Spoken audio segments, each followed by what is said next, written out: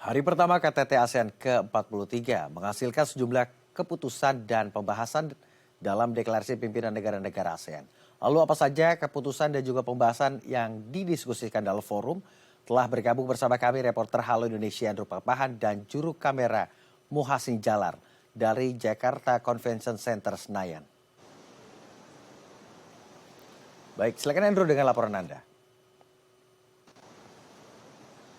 Ya, Akbar dan pemirsa, betul sekali ada sejumlah keputusan dan juga hasil pembahasan dari hari pertama KTT ASEAN yang diselenggarakan pada 5 September 2023 lalu di Jakarta Convention Center di tempat saya berada saat ini. Baik itu keputusan atau hasil diskusi untuk negara ASEAN maupun negara mitra wicara dan negara Indo-Pasifik.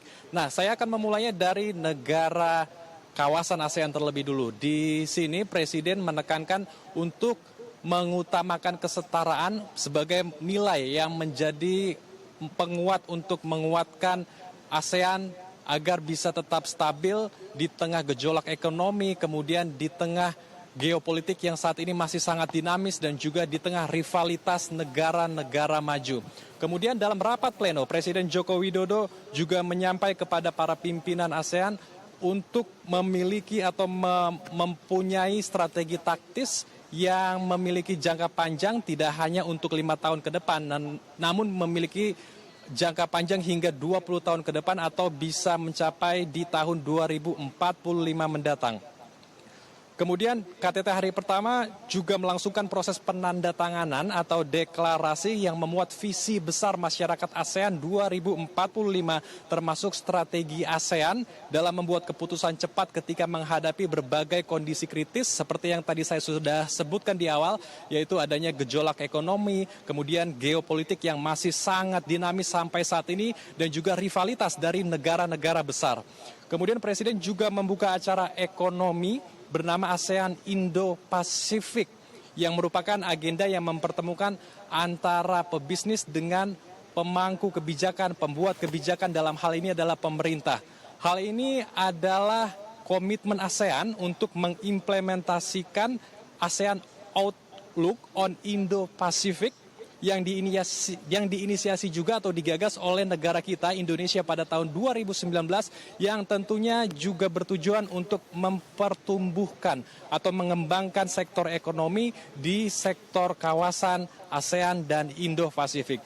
Bentuk implementasinya adalah dengan mengundang dua negara Indo-Pasifik, yaitu adalah Bangladesh dan negara Kepulauan Cook.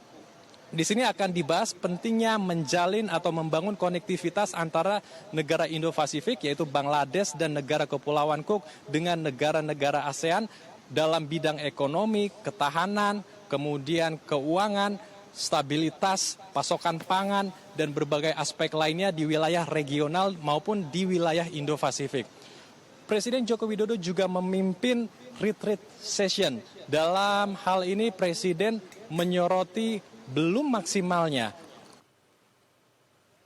5 poin konsensus untuk menyelesaikan konflik yang terjadi di negara Myanmar. Untuk itu Presiden Joko Widodo menekankan kembali kepada para pemerintah atau presiden-presiden yang hadir dan juga para negara mitra untuk melakukan implementasi 5 poin konsensus dengan sungguh-sungguh untuk menyelesaikan konflik yang terjadi di Myanmar. Karena sampai saat ini konflik di negara Myanmar belum selesai dan membuat warga di sana sangat menderita. Ada beberapa poin penting yang Presiden tekankan kepada kepala-kepala negara yang hadir dalam rapat tersebut, yaitu adanya dialog yang bersifat inklusif ke negara Myanmar, kemudian menghentikan penggunaan senjata, kekerasan, dan melakukan distribusi bantuan kemanusiaan. Poin-poin yang dibahas kemudian akan disepakati bersama, kemudian akan dibuat ke dalam sebuah dokumen, dan dokumen tersebut nantinya juga akan dipublish atau dipublikasikan di akhir KTT ASEAN ke-43, yaitu di hari Kamis 7 September 2023.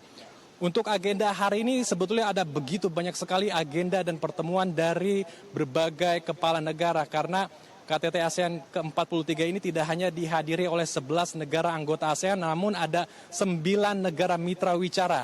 Beberapa di antaranya ada Kanada, Amerika Serikat, kemudian ada Tiongkok dan Jepang. Nah, dari keempat negara yang saya sebutkan tadi, mereka akan melakukan pertemuan dengan pemimpin-pemimpin negara ASEAN yang kemudian akan dilakukan secara bergantian.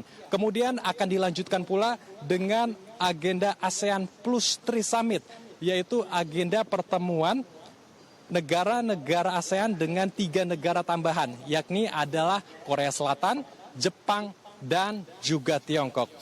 Dan pagi tadi ketika saya hadir di JCC atau Jakarta Convention Center, tadi sudah berlangsung KTT ASEAN Jepang ke-26. Agendanya membahas tentang Green Infrastructure and Resilient Supply Chain atau infrastruktur hijau dan ketahanan rantai pasokan. Nah, agenda hari ini nanti rencananya akan ditutup dengan gala dinner atau jamuan makan malam yang diselenggarakan di Hutan Kota GBK dari Indonesia sebagai tuan rumah KTT ke-43 ASEAN. Sementara itu yang bisa kami laporkan dari JCC. Kembali ke Akbar di studio. Baik, terima kasih Andrew dengan laporan Anda dan juga juru kamera Muhsin Jalal dari JCC Senayan, Jakarta.